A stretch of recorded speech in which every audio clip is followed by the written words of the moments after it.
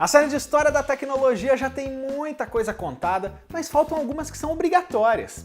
E chegou a hora de mais uma delas, a Apple, a querida maçã, que lança ou populariza tendências e tem uma trajetória menos estável do que você imagina. Mas antes desse resumo gigante, deixa aquele joinha porque o vídeo tá bem longo e bem legal. Se inscreve no canal se não for inscrito e toca no sininho para ser avisado cada vez que tiver vídeo novo aqui no canal. Beleza? Agora vamos lá para a história da Apple. Primeiro, a gente precisa falar rapidinho sobre a dupla de cofundadores. Você sabe quem são? O Steve Jobs e o Steve Wozniak. O Jobs é adotado de pai biológico sírio, mas cresceu na Califórnia, na região do Vale do Silício, e das futuras startups entre as cidades de Mountain View e Los Altos. Logo criança, o jovem desenvolveu duas paixões, literatura e eletrônica, com um estilo de vida meio hippie, seguindo as modas da época e já bem minimalista. Mas nesse momento, minimalista porque ele não tinha dinheiro mesmo. Ele chegou até a começar uma faculdade no Reed College, mas largou depois de alguns meses.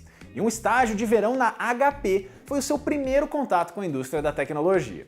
Aí, em 1971, ele foi apresentado por um amigo em comum ao xará mais velho, filho de um engenheiro e aluno de Berkeley, expulso da primeira faculdade por hackear computadores.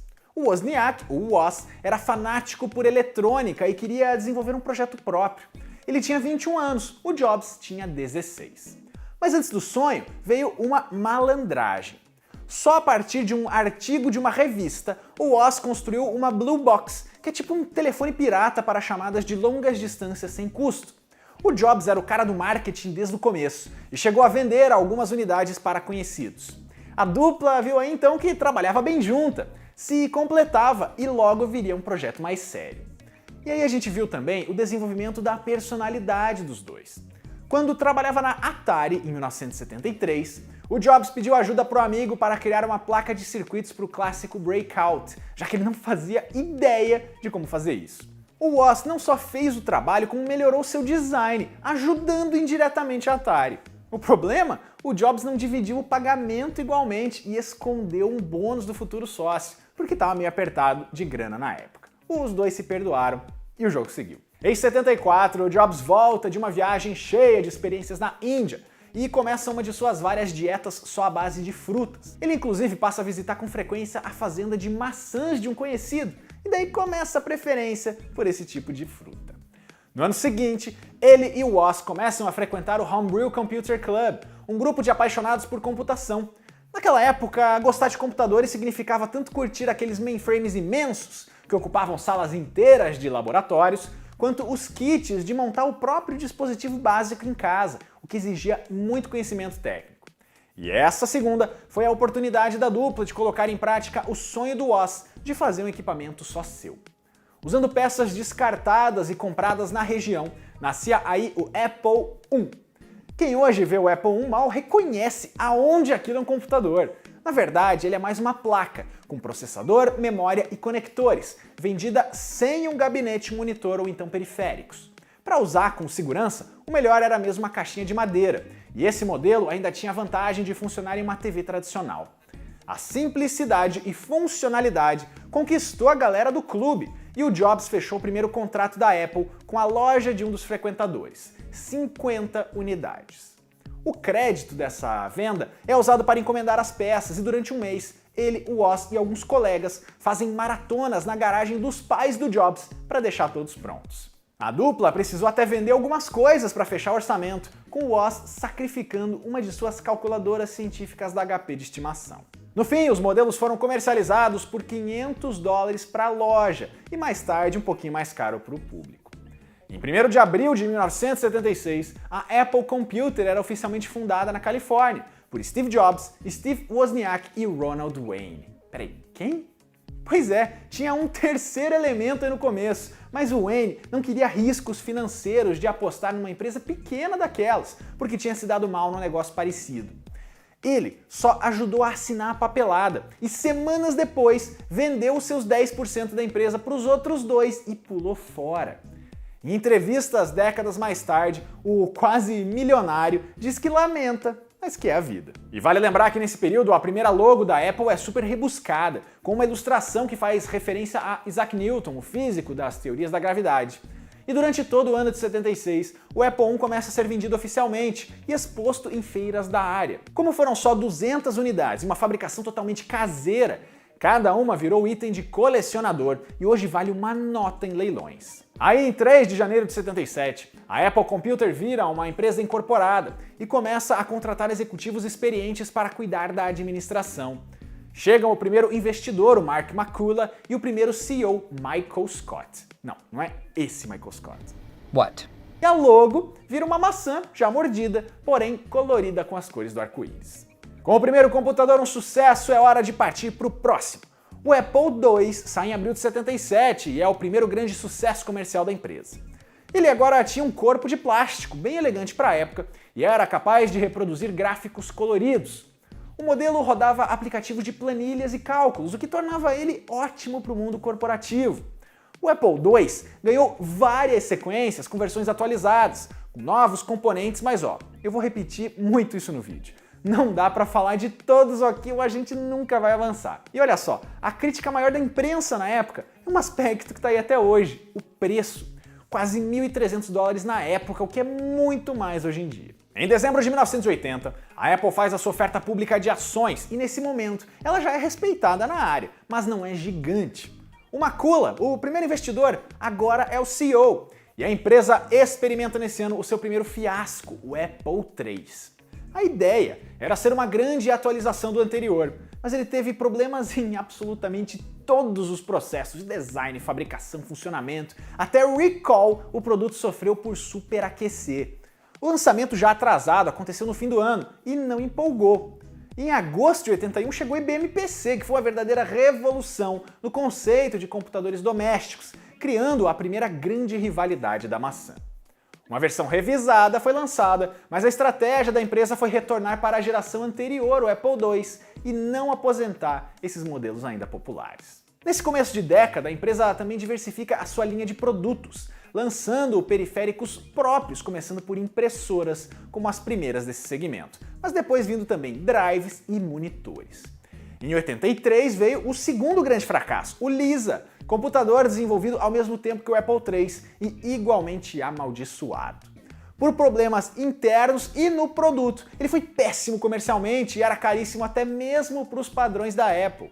Milhares de unidades não vendidas foram descartadas num lixão, tipo o que rolou com o Atari no crash dos videogames. Mas o Lisa tinha as suas qualidades, que seriam aproveitadas mais para frente. Esse foi um dos primeiros computadores do mundo que tinha interface gráfica visual para navegação e um mouse, que eram inovações que o Jobs e sua equipe pegaram no Xerox Palo Alto Research, o PARC, depois de uma visita de vários dias ao local. Sobre isso, eu já contei na história da Xerox, mas não foi exatamente um roubo, porque foi tudo combinado. A Xerox levou algumas ações da Apple em troca das visitas, mas é fato que a Xerox merecia mais crédito por isso. E o Lisa tem a curiosidade do nome. O mais provável é que o Jobs batizou a máquina em homenagem à filha, que ele teve de forma não planejada com uma namorada da época e demorou para reconhecer. Mas isso sempre foi negado por ele, e o modelo seria uma sigla para Local Integrated System Architecture. A gente finge que acredita, né?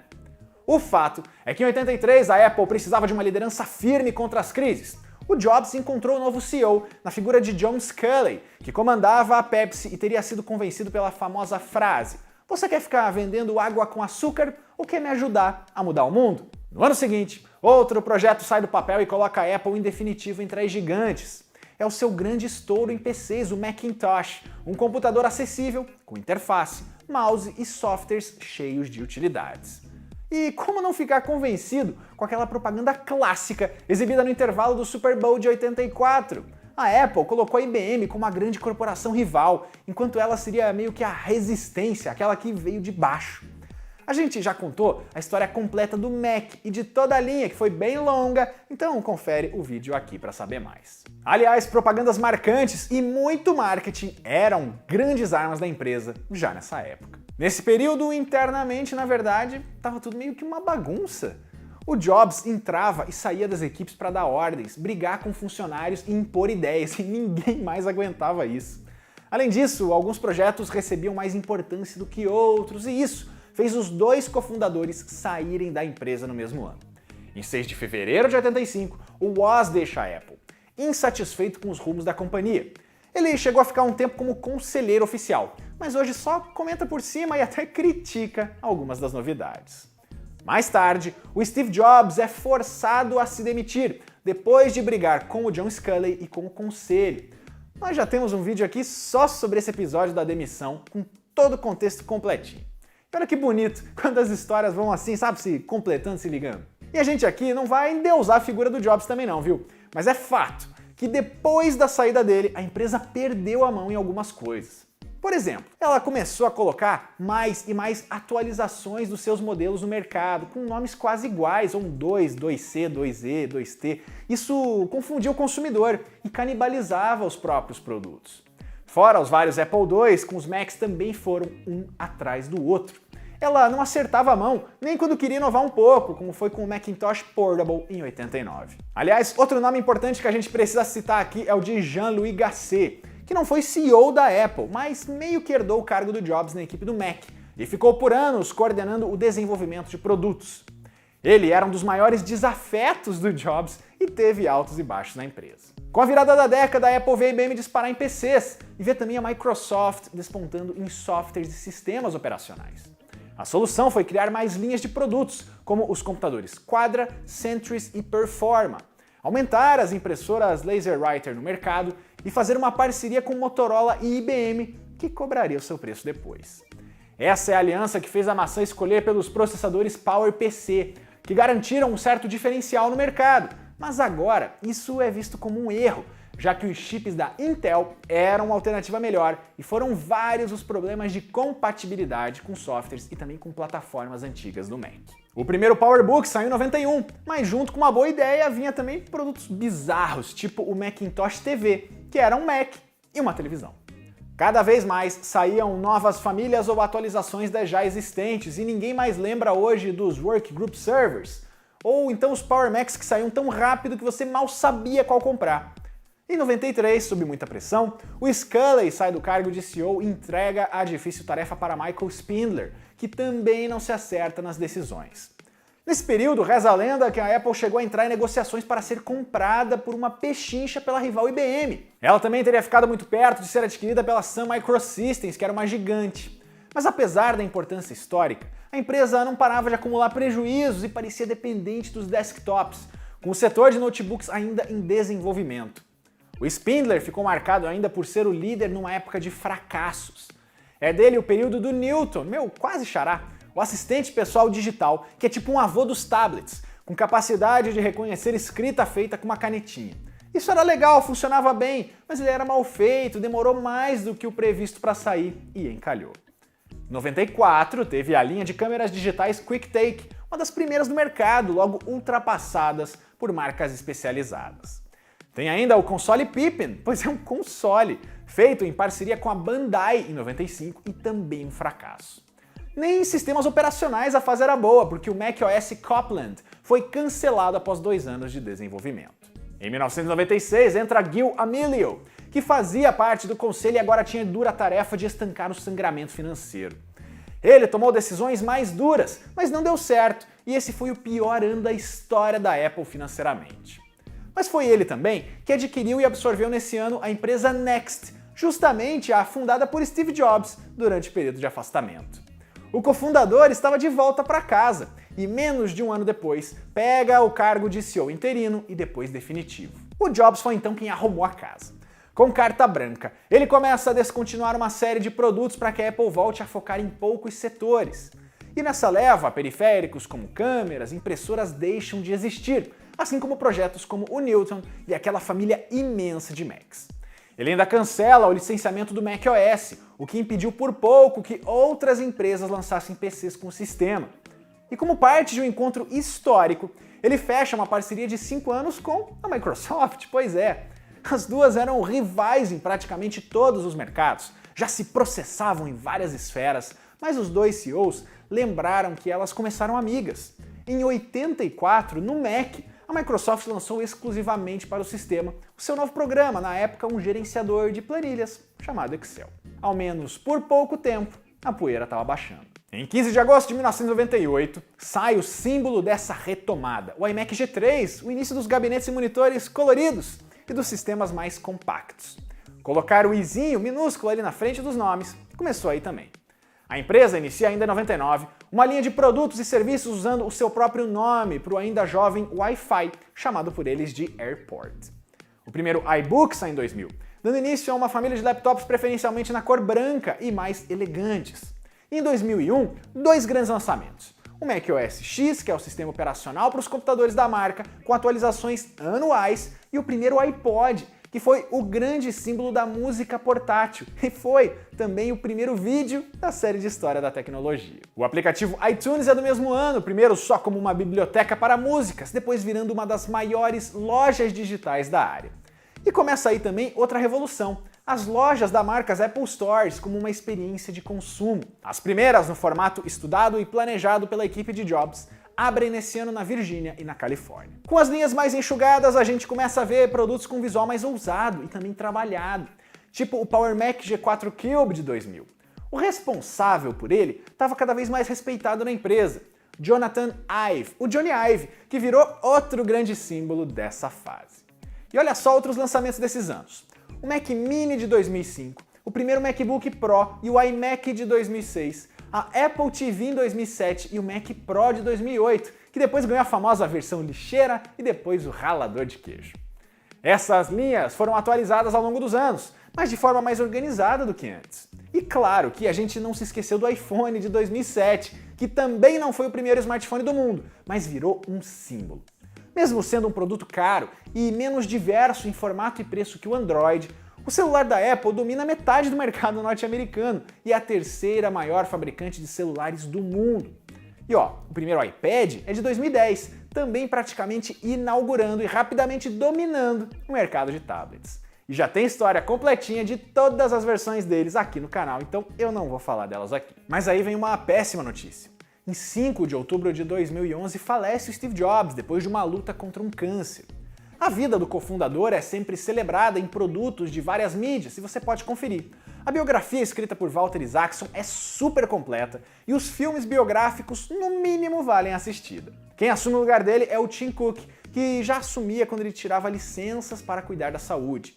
O estilo dos dois são bem diferentes, o Tim é menos enérgico, mas ele faz escolhas muito interessantes e foi considerado o sucessor perfeito. Os lançamentos não pararam, como o Apple Watch em 2014, virando líder absoluto nessa indústria também e transformando o acessório muito mais do que só em um produto de luxo no pulso, mas também um companheiro na saúde. E 2015 é o último ano da Macworld, uma das maiores feiras de tecnologia individuais do mercado, palco de grandes anúncios e talvez das maiores performances do Steve Jobs. Mas a Apple já não participava delas bem antes, em 2009. Hoje, as conferências da empresa são mais ou menos parecidas. Tem a WWDC, o evento dos iPhones e às vezes ali algum outro isolado. Agora, em 2020, todos feitos de forma gravada no campus da empresa. Há anos, a Apple não participa de feiras gerais, com estandes na CES ou na MWC. Entre os novos modelos, tivemos em 2018 os AirPods e o HomePod, e nem tudo deu certo. A Touch Bar nos Macs, lembra dela? Não pegou muito não, né? E o carregamento sem fio do acessório AirPower virou lenda. Hoje a empresa divide bem a sua linha de produtos em sistemas: iOS, macOS, watchOS, iPadOS e tvOS. E tem um serviço de streaming, o Apple TV Plus. Os últimos produtos lançados até a produção desse roteiro foram a linha iPhone 12 de celulares, com 4 modelos ao todo, e os primeiros MacBooks com o novo processador M1, antes chamado de Apple Silicon e fabricado pela própria empresa. A maçã quer cada vez mais controlar o próprio ecossistema, não só em software, controlando não só a produção dos aparelhos, mas também os seus componentes. A parceria com a Intel, que vinha desde 2006, foi encerrada nesse ano. E sim, a empresa tem os seus sistemas fechados e preços bem acima do normal. Ela às vezes não é a primeira marca a lançar algo, mas faz parecer que foi. São várias as críticas possíveis e você não é obrigado a gostar dela não. Mas a gente não pode deixar também de reconhecer a importância da maçã para a história de toda essa indústria, desde os computadores pessoais do começo dos anos 80 até os smartwatches. Ufa! Essa é a história da Apple, uma empresa histórica, uma empresa gigante que começou numa garagem, caiu, se recuperou e hoje é uma das gigantes indiscutíveis dessa indústria. Se você quer ver a história de uma empresa, de um produto ou de um serviço aqui no quadro, é só deixar o seu comentário. E ó, esse é só um resumo, é só um recorte e muita coisa ficou de fora, afinal é a Apple. Então vamos conversar aqui embaixo também. As fontes da pesquisa estão aqui na descrição. E não se esqueça de conferir ainda a playlist do quadro, porque aquela história que você tanto quer ver já pode ter sido contada aqui. Até a próxima!